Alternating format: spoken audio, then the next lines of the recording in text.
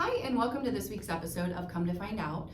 This week we have Josh Dawson, who is one of the managing brokers here at Keller Williams Consultants. And I'm sure if you have listened to the news at all, you've heard all of these stories and all these reports about, the lawsuits that are going on. And, we know that Gary Keller, along with other people with different brokerages are all kind of fighting for, to help us and to help our rights and things like that. But I asked Josh to join me today to kind of go over, what is the actual lawsuit and what does that actually mean? So thank you so much for joining me.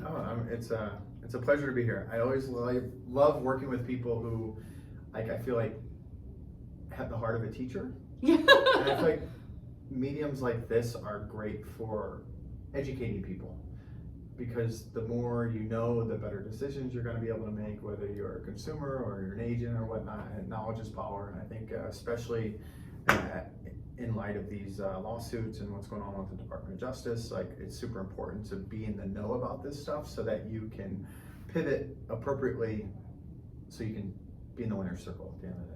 Yeah, so I love it. Yeah. I love it. Thank you so much. Mm-hmm. So let's just start with this. Obviously there's a lot of information out there. If you were, putting together, a class for like a first-time home buyer, what would you suggest, or how would you explain it to them so that they kind of understood, is this affecting them at all? Yeah. Or is this, something to consider, things like that. So Yeah, so, and just so you know, I am not an attorney. yes, we're not attorneys. I took the LSAT, but I got accepted to a law school, never attended law school, so I am not trying to be an attorney here. If you have any friends who are litigants and they want to read some stuff at night and go over it with you, they'd probably be great people. But there's a few things going on. First, there was a Sitzer-Burnett, which is a class action lawsuit in Missouri, which I think there were 5 plaintiffs, and basically they brought suit upon the National Association of Realtors and other brokerages. Keller Williams was also named, and some of those brokerages settled before it got to trial. Keller Williams was one that did not. And what ended up happening is the plaintiffs were able to convince a jury of our peers that the National Association of Realtors and other brokerages, basically us real estate agents, were colluding to price fix, right? To set commissions at a certain percentage or certain rate. And they actually only took about 2 hours to come to a decision, which from what I understand of jury decisions, that's like a football game, that the final score is 85-0. It's a butt whooping, Yeah. right? And so what I had been observing was, wow, because this thing had been going on for years, over Right. 5 years. And some folks in the industry have been saying, hey, we need to pay attention to this and whatnot. And I just feel like certain groups and in my opinion, NAR didn't do a great job of preparing our industry for what could have happened if the verdict did not go our way. And perfect example is how long it took for them to have some talking points for us. But if you're a consumer in this market, what you need to know is that prior to this ruling, I guess nothing has changed since, right? Because things are, the judge hasn't came back with a judgment yet. So until that happens, we don't know what's going to be the next course of action that we should take. But basically, how it's worked, and the National Association of Realtors argued that, having a listing broker be hired by a seller, and then in that listing agreement, like the listing agreements that we use, there's a section that says we're going to cooperate with other agents, whether they be sub-agents, which we don't offer here, or buyer broker agents, in order to bring a buyer to the table. And what has gotten realtors in trouble is saying that our services are free. And they're not. Right. Because if that were true, when we would look at the settlement statement, which is that document at the very end of the deal and the closing table, it's basically an accounting of every penny that's a debit or a credit from the seller and buyer. Right. If our services were free, it would say $0 next to our brokerage, and that's not the case. And realtors have been going around saying our services for buyers are free, and that's not the case, because their money actually completes the deal. And then from the seller's proceeds, it's split, but it's not split a certain percentage, like by statute or by law or by our industry. The listing agent and the seller negotiate that up front when they sign the listing agreement. Okay, the seller is gonna hire the listing broker represented by the listing agent for X percentage, right?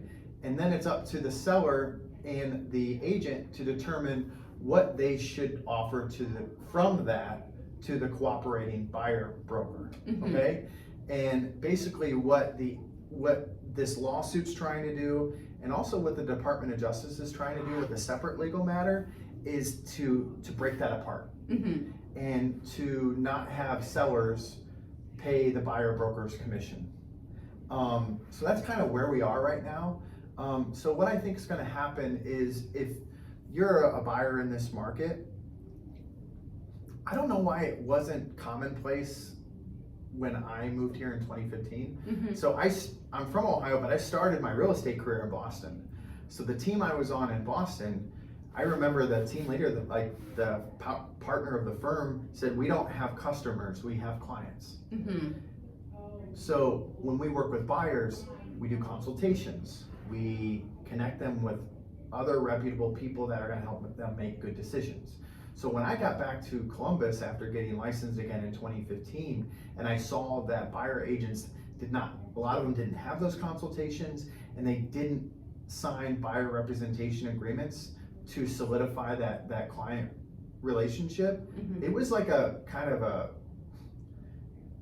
it was a shocking moment for me. Yeah. And I think a lot of agents who haven't built that into their standard operating procedures are going to be most affected in this market, because if you're a buyer and you sit down and you talk to your buyer's agent, you end up hiring them, you have an agreement in place that says the buyer's agent responsibilities are this, your client responsibilities are this, and if successful, then this is what the buyer agent commission or compensation shall be. And it says that, well, the documents I'm referencing are like the Ohio Realtors buyer broker agreement, the Columbus Realtors buyer broker agreement. Basically, those buyers on the hook for those fees if it's not paid by the seller. Okay. And so it's important that buyers understand that if they engage with a buyer's agent, and that buyer's agent is to be compensated a certain amount of money, then if the listing broker, if the seller isn't offering all of that, they might have to make up the difference when they come to closing. Okay. So their closing costs might be higher. But in my opinion, a good buyer agent is well worth their salt. Right. Because anytime I've been in a negotiation and on the other side of the deal, there's an agent who's not as experienced, or this is not a full-time career for them. They're not going to the negotiations classes and the home inspecting continuing education classes, and they're just not like sharpening their toolkit, if you will. Yeah. I feel like every step of the way where there's a negotiation, like there's a good chance that I'm gonna get a little edge for my clients. Doing nothing illegal, nothing unethical. Yeah. But because this is all I do. And I think this market is really gonna benefit the professional agent who has clients and not customers. And their clients should be happy to pay for that if the seller is not willing to, because it's gonna be worth it. Yeah, no, I totally agree. And I think that's the problem, is that, unfortunately, the way the media, has kind of interpreted this, they make it seem like the sky is falling and that all realtors are going to be out of jobs and things like that. May I interject though? Of course, please. Okay, so I have a background in politics, Yeah. right? And even though I wasn't on the communications team where I worked, right? I always knew what the communications team was up to, and they always had a plan B. Okay, we're gonna prep for this, but if this happens, here's the communication protocol.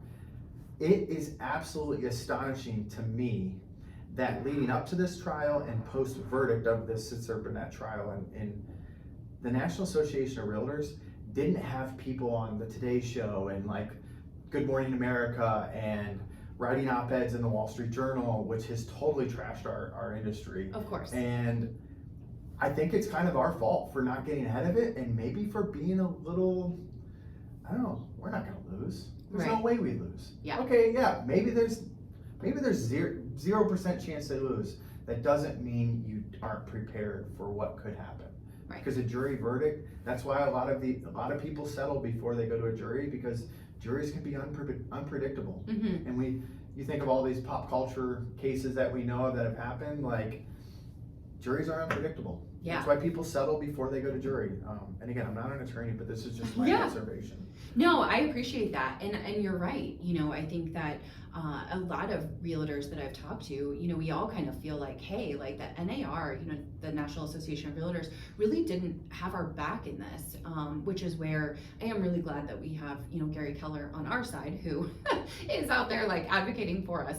But I think that the biggest thing, that also, as this was kind of coming down the pike and everyone was kind of, skies falling, I went and talked to like lenders and other people that would have like a stake in this and asked them, and I'd love, to hear if you had similar conversations. But when I talked with lenders, I said, let's just say worst case scenario, there is a ruling and sellers are no longer allowed to give, pay buyers compensation. Yeah. Let's just, worst case scenario, what does that look like?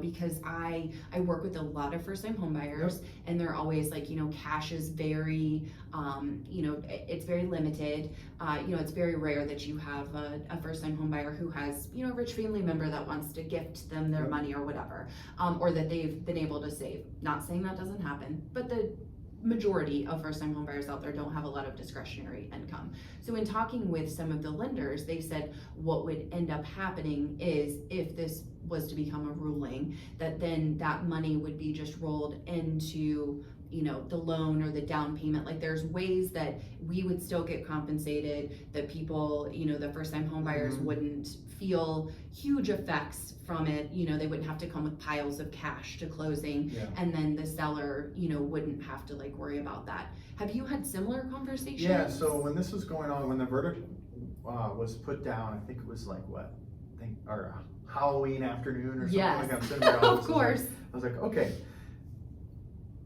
this case definitely didn't go the way that a lot of people thought it would. I didn't know which way it was going. I'm not an attorney. I don't follow like legal matters that closely, but I follow them when,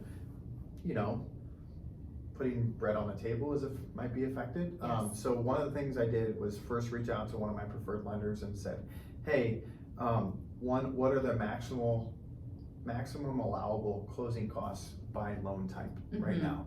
Okay, because it varies from FHA to VA to conventional and whatnot, and jumbo and that sort of thing. And I said, okay.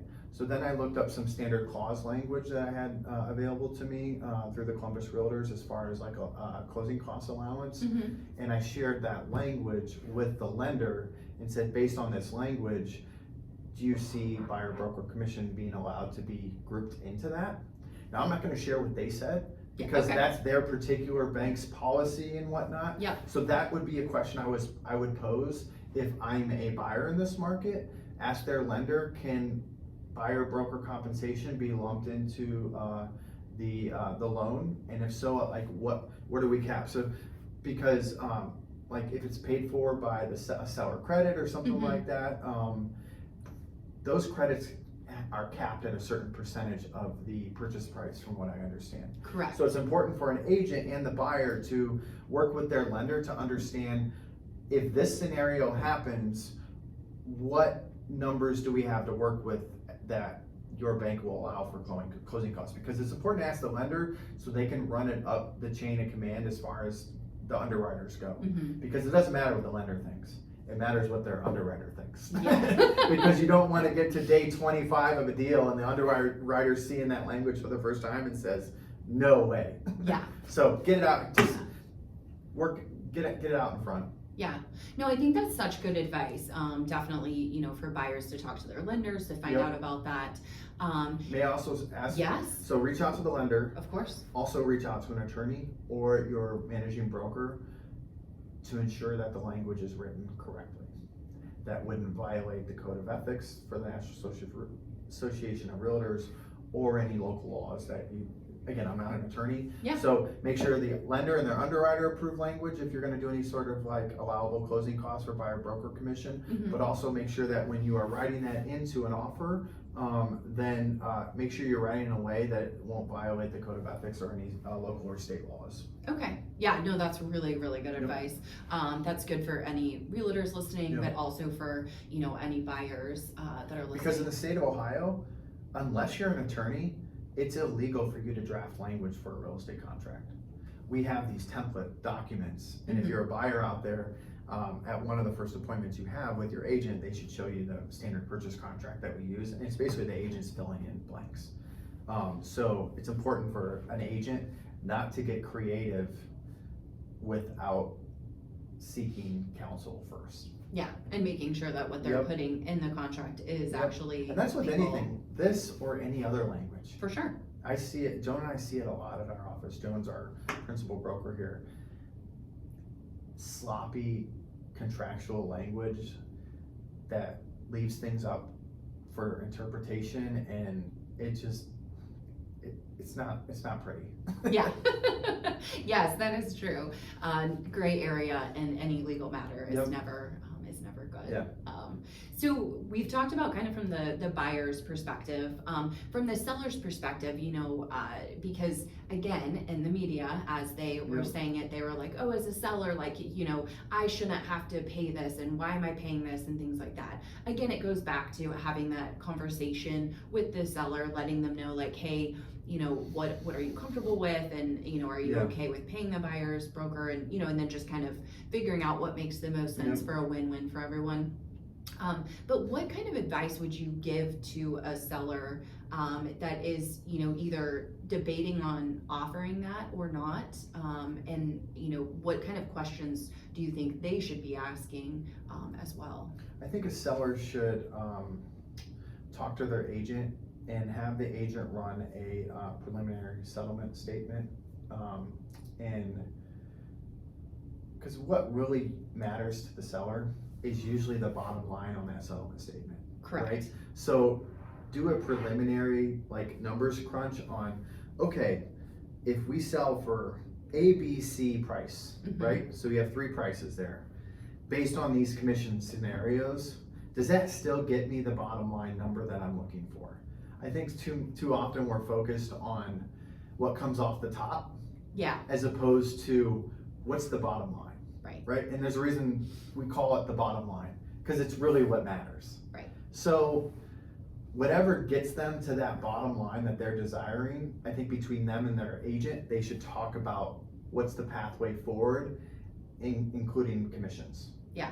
They do not have to pay a buyer broker's commission, but it could be in their best interest if they want to hit the number at the bottom. Because I can tell you from being the managing broker for, 375 agents, give or take, people aren't using these buyer broker agreements. They're not required at our office, even though we heavily stress using them. Mhm. I can see them being required at some point, but they're not right now. So telling a seller that it's likely that the agent hasn't got this signed. Mhm. They don't have a buyer broker agreement, so commission's not guaranteed. But let's figure out what the bottom line in those three scenarios are and how we can work those numbers to ensure that the listing agent is getting paid based on their agreement with the seller, and the seller is getting the bottom line number that they want at the end of the day. Right. Yeah, I think that's really good advice, because again, I think that too many people hear only the negative skies falling stuff in the media. Yep. And they're like, oh, well, I'm never going to pay for a buyer or broker again, and this is so great. And it's like, well, just understand that you technically should have two realtors, one on each side, to be able to give you the best entry, the best coverage and, someone looking out for your best interest Yep. on each side. And if this person isn't going to be compensated at all, you're either going to get someone who has no idea what they're doing and isn't going to be doing a good job, or you're going to get a lot of people that are just not even going to show your property because they know they're not going to get compensated. Yeah, which is unethical. It is very unethical, and I would never do that. Yeah. Just throwing No, that but out there. It's the reality. sadly, I mean, we people live in would. the real world. Yeah. So it's a reality.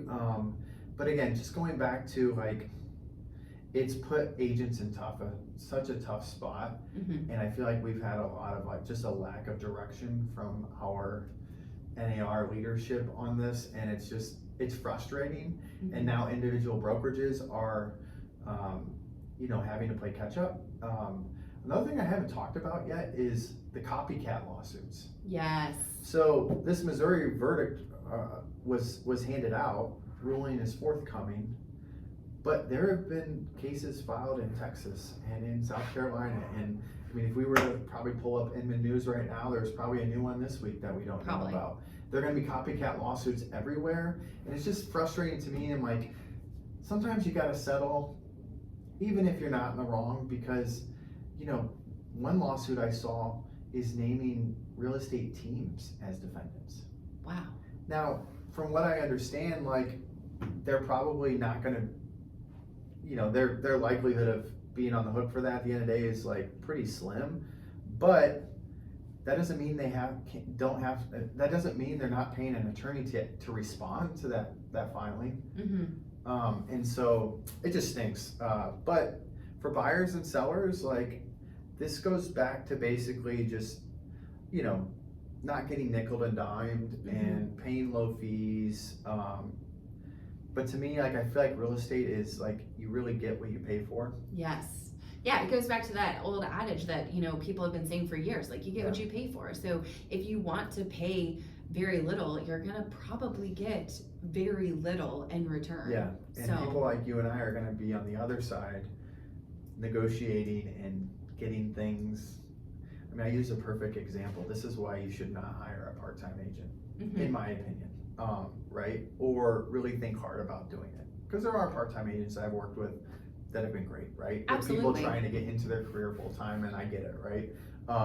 But I did a deal once, and I don't want to be too specific about the property, but basically my buyer was using a VA loan to purchase the property through some rights she had as a widow. And the appraisal came back low, about 20 grand lower than the contract price. Wow.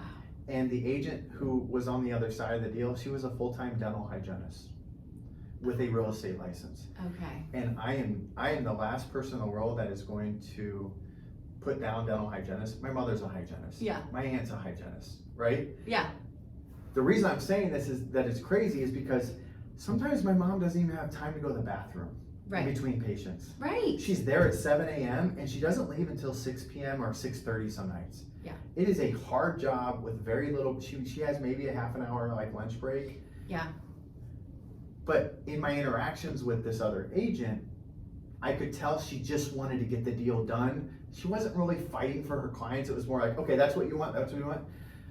I basically said, hey, here's the appraisal. I'm gonna send you over an addendum to change the purchase price to the appraised value. Okay, great, I'll get it signed and send it back to you. And I was totally flabbergasted. Right. If I were on her side, knowing what I know, my first question would be, can they still buy the home at the contract price? My clients could have. She never even asked that. Yeah. So she cost her clients 20 grand. Wow. By just simply maybe being too busy, or maybe not going to negotiation classes or the lender classes that we have here, Yeah. I don't know, you get what you pay for. 100%. Yeah. Well, and I'm seeing that a lot more, especially in the, past few months where appraisals are coming in low, and then, you have to go back and like renegotiate and figure out, how can we hold this deal together, make it a win-win, things like that. But so yeah, to your point, if that agent would have been a full-time agent, or maybe, just slowed down and waited until she got home and looked at it and all of that stuff, and then, you know, worked with their agent, or, you know, or with their client, it could have been a little bit easier, so. So buyers need to interview agents and make sure they're working with somebody who's a full-time agent who wants clients and not customers. Yes. You should not be meeting your agent for the first time at a front door. Yeah. Because you wanna go see a house. Right. Because that agent is probably seeing themselves as a commodity where they're like every other agent in the world. Yeah. Versus meeting somebody for the first time, whether it's via Zoom or in person through a consultation, and that agent should be asking really good questions and doing a deep dive into not just how you're gonna buy the house, but how does this fit into your long-term life goals? Yeah. What little piece of your goals in life can I help out with right now? Yeah. And I think that's super important. And sellers also, like, I mean, just understand the bottom line. What do you want? What do you need to net from this sale? And then let's work backwards from that. Yeah. I think that's what sellers should be focused on, as opposed to, well, I'm only gonna pay this in commissions. Like, okay, but what if you paid this in commissions and you were able to get them a number that you wanted to net? Right. It's like, do you hire a financial advisor who's gonna take a percentage of your portfolio and maybe be able to navigate your situation a little bit better? Maybe you started out investing in retirement a little bit later. Yeah. And that person's gonna be able to help you maybe be more aggressive in your portfolio to make up for that difference. Paying that extra fee might be worth it in that situation. Absolutely. So. Absolutely. Well, and that's the thing that I think is is probably the biggest takeaway from this is just make sure that you have an agent that knows what they're doing, that is doing it full time. And that goes for buyers or sellers, you know, just making sure that you have the right people on your team, and not worry about all the rest of it. Because if you want top service and you want top dollar, then you're going to need the right people on your team. And so to your point, look at the bottom line, and that's it. So. Yeah. One pushback I get from buyers sometimes who, you know, are a little hesitant to sign these buyer representation agreements, like, and I've lost business because people wouldn't do that with me. And that's totally fine, but I have my protocols, because if you're gonna work with a million agents at a time, I'm not gonna take away time from my girls' soccer game on a Saturday morning to show a property to you if you're not gonna commit to working with me. Yeah. Because my time with my family is super important. My time is valuable, and that's why I have these agreements signed, is because I respect their time also. These agreements lay out what the agent's responsibilities are, what the client's responsibilities are, and if the agent's not doing their job, the client can fire them. Yeah. You're not, it might say you're stuck in this thing for 3 months, but if the client's not returning your phone, or the agent's not returning your phone calls, they're not giving you that reasonable care and diligence that you're allotted. Yeah. You do not have to be in a long-term relationship with them. Yeah. And that's actually when you hear agents say, well, they're not admissible in court. In court, yeah. Right? Again, I'm not an attorney, but from articles I've read about these situations, from what I've gathered is it's because the agent wasn't doing what they were supposed to do per the contract. Right. You can't sign a buyer representation agreement with a buyer and then not call them for 3 weeks. Right. Like, who does that? I don't know, man. Right. I guess people that have plenty of money and plenty of clients and want no one else. Maybe they think they earn an income by getting those agreements signed. They don't. Right. And for buyers out there, I think the trait that you should most seek in an agent is somebody who has the heart of a teacher. I think that's so important. Because you've never gone through this before, and they've worked with countless people going through this exact situation, and they're gonna be there to think about the things that you're not thinking about. Yeah. Because Zillow can't tell you that the roof looks like it's gonna need replaced. Right. Before you get into contract and hire a home inspector to tell you the same thing after paying them $500 or whatever. Yeah. Zillow can't see the drunk uncle wiring job in the basement that looks like a serious issue, and the seller said they're not making any repairs. So even if you were to buy it, you're gonna have to bring a lot more money to closing or shortly thereafter to fix this issue because it's a safety issue, Yeah. right? That's what a good agent does for you. Yeah. They're gonna put you in touch with a great lender to ensure that you're getting the best loan product for your situation.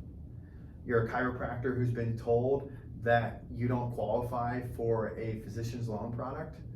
Okay, big bank A and B might have that policy, but guess what? This lender I know at this local community bank, guess what? Their physician's loan products cover chiropractors. Yeah. Like, that's the level of knowledge you should seek in an agent. Right. I totally agree. And I really, I love that, you know, you brought up the fact that you should treat, you know, that they're your clients, they're not They're your clients. customers. Yep. And I always say the same thing about, you know, the lenders that I refer. I only have a few that I refer, you know, and I always tell people, like, I'm getting literally nothing in return for this. Yep. That's illegal. And I'm if like, we, but no, it's not illegal. We would just have to disclose it if we were. Well, true. Yeah. I always just say, Kickbacks you know, like, are illegal if not disclosed. yes. But to your point, I'm not getting an extra dime in this. Right. I just want you to be taken care of. Yep. Customer service, 5-star customer service is what you should get. Mhm. You should be treated like a client. You should not be treated like a number. And so that's what I always tell them. Like, here are the lenders that are gonna hold your hand and answer the same question 17 Yep. times. And they're gonna be available for you in the evenings and in the mornings and on the weekends. And, you know, they're gonna answer everything you need because we do this all day, every day. This is not what you do all day, every day. So, They should treat you like you're the first client they ever have, even though you're not the first client they've ever had. yeah. Like that level of, oh, let me help you understand this process. A lender should, I love the consultations that lenders do, whether it be a Zoom or sit down. That's like kind of a prerequisite for me. Yeah. Is that I want if I'm gonna refer a lender out, is again, I want them to sit down with them. Sometimes I do the consultation right after the pre-approval meeting. Mm-hmm. That's a kind of a nice thing to kind of get the buyers taken care of in one sitting. Yeah. So. No, I totally agree. I agree.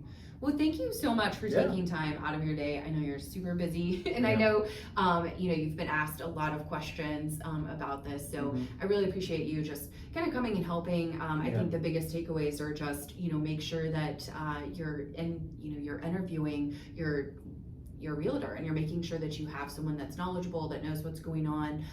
The sky is not falling, the industry is not crumbling, the market's not crashing, like, you know, all of those things that you're hearing, you know, are not true. So I think that's the biggest I think those takeaway. folks who are, the agents who will be most affected by what may change, I think are folks who aren't treating this like a full-time fiduciary level responsibility. Mhm. Those people are gonna succeed in this market, because their clients are gonna value them. Exactly. Because this is the biggest financial decision that people go through, Yeah. most people, Yeah. right? So, you wanna have somebody good on your side, that's gonna be looking out for things before you're able to even think about them. I love it. I love it. Well, thank you. I really appreciate it. No, this is cool. Thanks for having me. Yeah, of course. Thank you so much for tuning in. Make sure that you listen, review, share this, and follow along so you never miss an episode. Thanks, and see you next time on Come to Find Out.